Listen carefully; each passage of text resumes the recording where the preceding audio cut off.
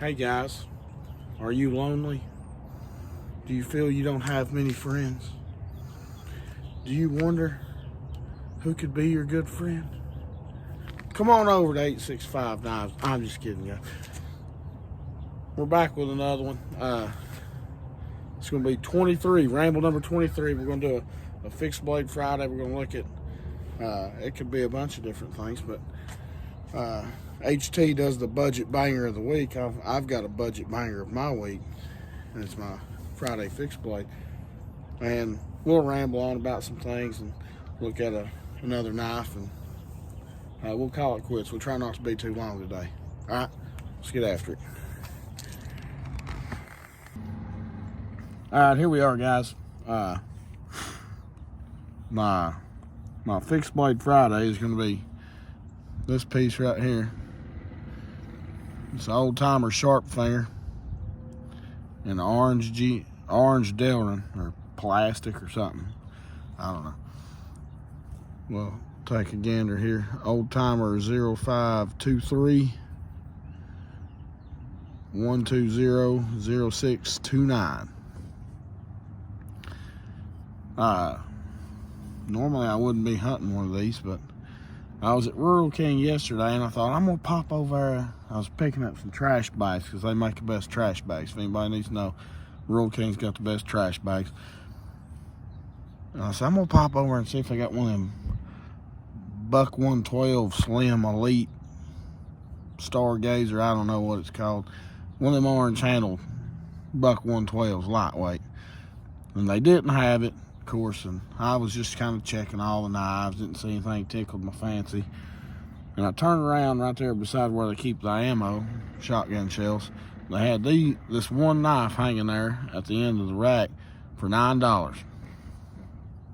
And I said, orange, old timer, $9? You gotta be kidding me. So, it's the only one they had. If they'd been more, I'd probably grabbed one, tried to give it away or something to somebody. But it's pretty cool. The tip, I might have to put it on a belt sander. My father-in-law makes knives himself, and he's got a pretty slick belt grinder over there. So I may try to sharpen that tip up, make it real pointy. I mean, there's nothing crazy pointy about it. I sharpened it. You hear that stickiness? What flavor's that going to be, Richter? Grape. But this knife, it's got brass shield inlaid, brass pins. It's full tang. I think it's a painted blade. I don't think it's like a DLC or anything. We'll get a tape measure if I got one. I got one in my pocket. So we'll look at it. Most of you guys know about everything there is to know about these old Schrade sharp fingers. It's the first one I've ever had. So we've got a cutting edge 3 inches, 3.5, 3/4 inch blade, 7 inches overall. Hey, come here. Y'all want to say hello? You don't have to get on the camera, but you can stick your hand there and say hi. That's Jack. There's Trace. He's kicking the camera over. Hi. No, don't put your face on there, really. Hi. We've lost focus there. They're coming out to play basketball, I think. Hello. While we're talking about this old orange sharp finger. What do you think about that one? Good. Like it? Yeah. It barely lands for a full grip. We'll probably put one of them lanyards on there everybody's got. Maybe put one of them missing 10mm sockets on there or something. All right. We'll do that. Maybe we'll put one of them little lanyards on there. I'll probably put paracord or something on it. I probably got some good looking paracord that might match this knife right here. We'll do that.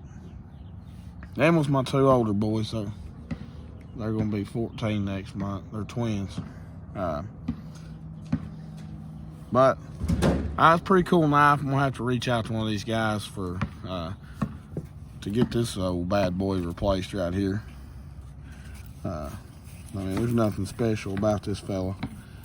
It's got some cheap plastic in there. Old timer dangler sheath, I guess you call it. It's got the dang snap on it. I hate these snaps. So we'll probably, there's a guy over on Instagram makes some pretty cool sheaths. Excuse me. I believe he might be down there in Arkansas. His name, Beard and Owl is his name. He makes some real cool stuff. Might see if he makes one or something that this would fit into. So this thing out here, we're going to yeet it. It's unnecessary. We're going to kick that sucker to the curb.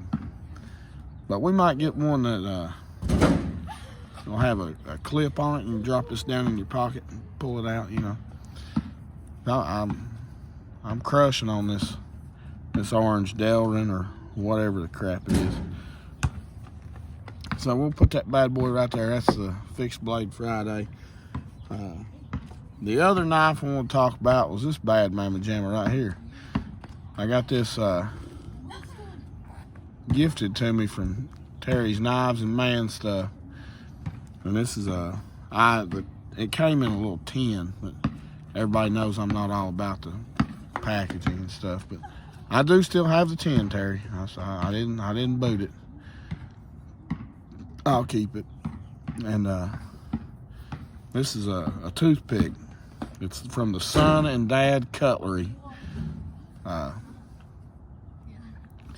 We've got orange.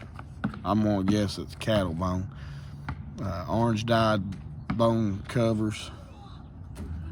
And I gotta say, boys, it's some. I like the rustic and rough looking stuff. So this bone, I mean, it really suits me. You know, and it's nice and polished.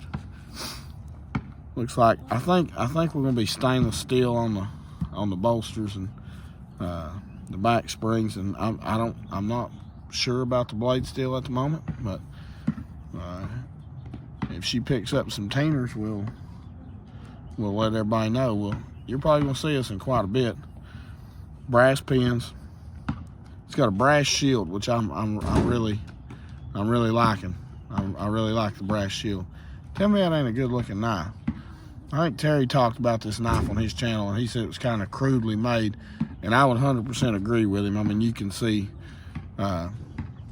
those are, I guess those are, I do welding and stuff, but that looks like inclusions that was in the metal, imperfections. Of course, everything isn't cut perfect, and there's spots on the bone that isn't perfect, like that right there. It's a little blocky and a little rough, but hey, I think it fits me well, especially being orange.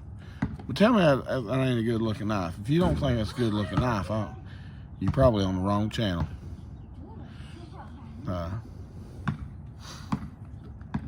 I'm just blown away, and Terry, we appreciate this. These knives will stay with me till I take the dirt nap, buddy. Then hopefully the kids will keep them. I'm sure they will. But I'm really liking this one. I was out here working on it a little bit. It's excuse me, guys. It's a little gritty and rough going into full open. It's got a little bit of snap when you close it up. Not a super strong pull, but it's pinchable, and that's a big part for me. It doesn't have a strong hold open on it, but I don't know that we're really going to hard use some kind of knife like this. We'll get a couple of measurements on this bad boy.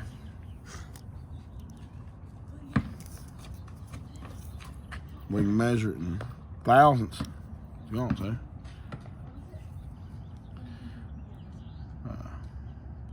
Got a 3 and an 1/8 inch overall blade, 2 3/4 cutting length. I don't know how you really measure this overall, really. 7 1/4 maybe around about overall length, because it's kind of got a curve to it. Crazy thing, the other day over there on Big E's Knives, he posted this this dang, I don't know, maybe it was a 1981 or a 89 or a 91.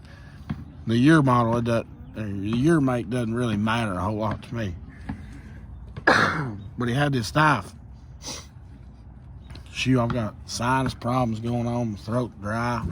Got an old Sonic raspberry slush over here I'm sipping on, trying to keep the throat cool down. Anyway, Eli had this, it was a dog leg trapper. And I'm telling you, boys, of all the knives I've seen running around here as of lately, that's the one that spoke to me the most. It had a gigantic spade blade on it, which I love the spade blade. I just don't think a lot of people do it good justice. They try to make it more streamlined and I don't know, just not as prominent anymore. And I asked him if he thought they was making that, and I don't think they are. Hopefully it's in the vault and it'll be out soon. It looks like a giant peanut, but the size of a trapper, the shape of it. And it's got that friggin' awesome castration blade on it. So, I guess I'm just bringing that out awareness that, hey, I'm looking for one of those. And if anybody's got a lead or somebody might know them, old Gunslinger might be able to help me out on that too. Boys, I'm hunting one of them. Dog leg trapper from Case. Couple things. I love to use this stuff. This is KPL. This is the ultralight. So this one is for lightweight blades, ball bearing pivots, OTF automatics. I use it on everything, but you know, it's a lighter, thinner oil. It's a 5 weight, and it smells like strawberries or cake or something. It's freaking awesome. It's what I use to wash out pivots and lubricate knives. And they also make these, they make several different sizes, but I think the 1mm I can get into a lot of places and clean on these knives. Knife care swabs here. I think this was like a 50 pack or something. I don't know. But they're really good to reach in here and clean where these surfaces. Me personally, I get a lot of lint and dirt in those areas. So it's nice to be able to reach in there and kind of clean that out. Get a lot of it out. You can also reach inside here and clean on your knives too. Most of us carry them in slips and stuff, so we don't get a whole lot down in there normally. But the KPL Ultra Micro, or I guess the fine knife care swabs, check them out. They're great. That's about all I got today, guys. And here I said I was going to keep it short, and we're at 13 minutes. But anyway, guys, I'll catch y'all on the next one. Don't forget to like, subscribe, leave a comment down below. Tell me you love orange knives. You love orange knives, we can be buddies. No, I'm just kidding. I like them boys up there in Kentucky, and old big buddy down there in Arkansas, HT. That guy's a hoot. I like talking to him. We talk all the time. Terry down there in Georgia, he's a good old guy. I enjoy talking to Terry. But holler at me down in the comments if anybody's interested in sticker swap. Once again, hit me up. The email's in the description or whatever it is. But leave comments. I love answering the comments. I love being in the comments. I love hearing what you guys got to say. Even if you say, hey man, that guy, he looks like he needs rehab or something. Which that was a real thing that happened, but you know, whatever. But we like them all. Lovers, haters, we like them all. Hopefully, I am going to be on Big J's and Boston's live not this Sunday, but the next Sunday. And if we can hit 250 subs by then, we might do a giveaway on the Happy Hour Knife Chat. I already checked with them, and they said that would be awesome if they didn't care. So hopefully we can get there. I can't remember how many we had. We're up over 200 though. Like I said, leave me a comment. I'll get up with you guys. We'll catch y'all on the next one.